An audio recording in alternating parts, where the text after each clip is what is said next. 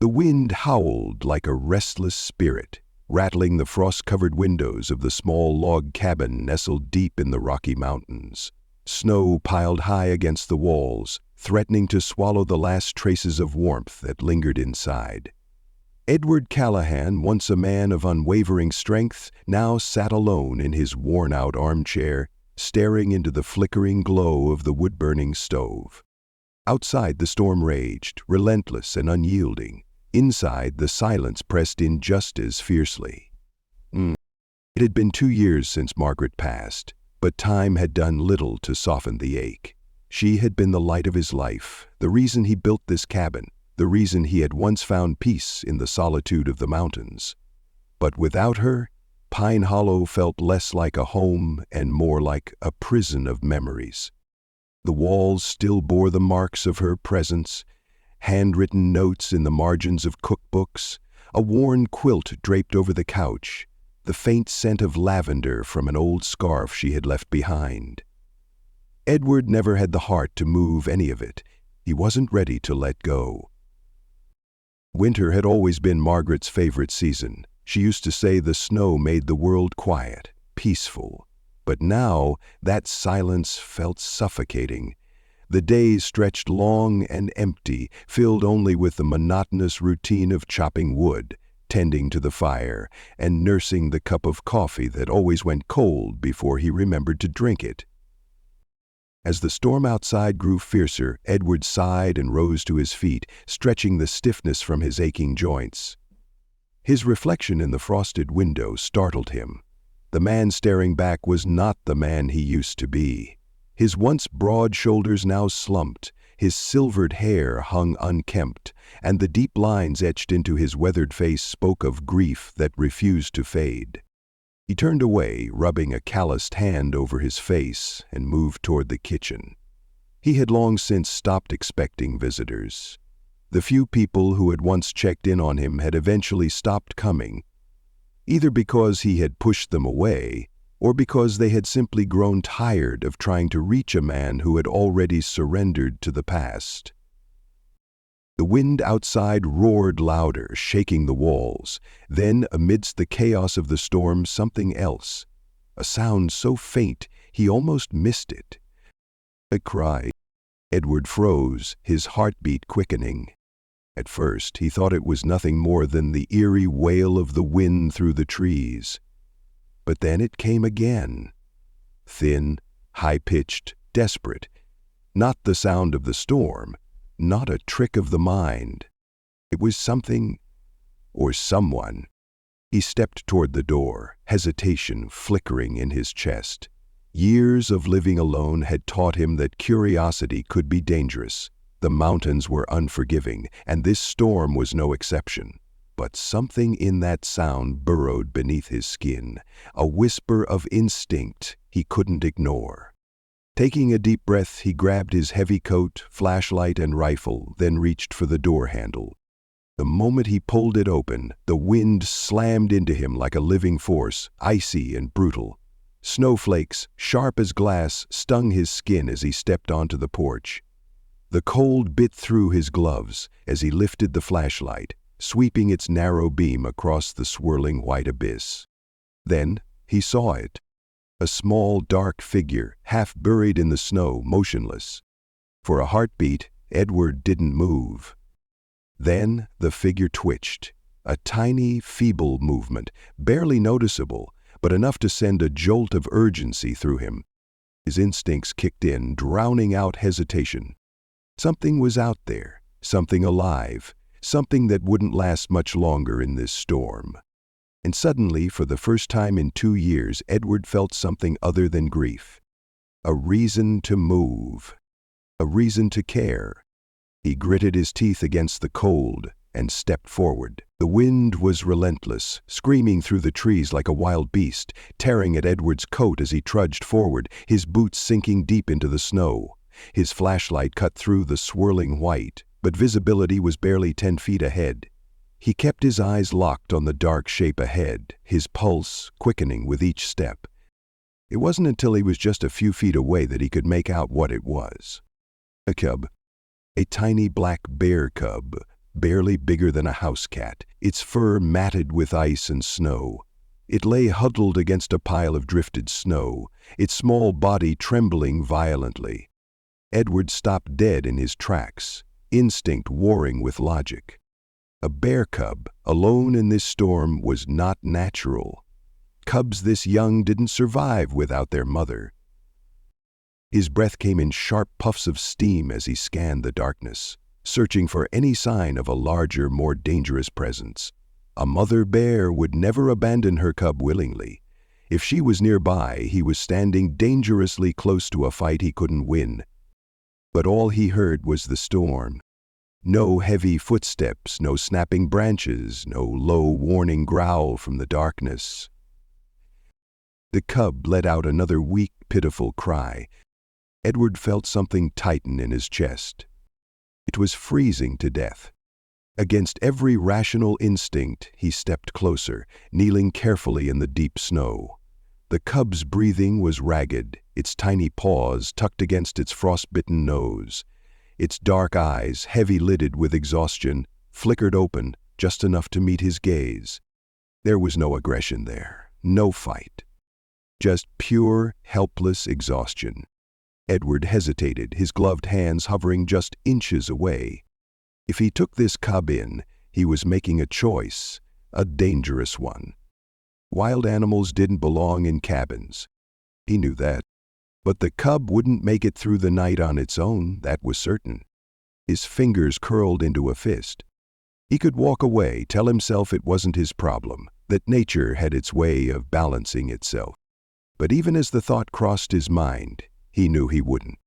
Because 2 years ago, when Margaret had been sick, he had felt this same helplessness, watching someone he loved grow weaker and weaker, knowing that no matter what he did, he couldn't stop it. Not this time. Not again. With a sharp breath, he shrugged off his thick outer coat and carefully wrapped the cub inside it, shielding it from the brutal wind. It flinched at his touch, a faint shiver running through its body, but it didn't resist. It was too weak. Edward cradled it close, feeling its frail warmth seep through the fabric. It was lighter than he expected, heartbreakingly so.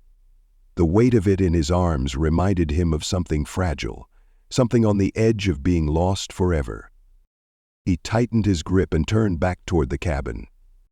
The wind fought him every step of the way, but Edward didn't slow down.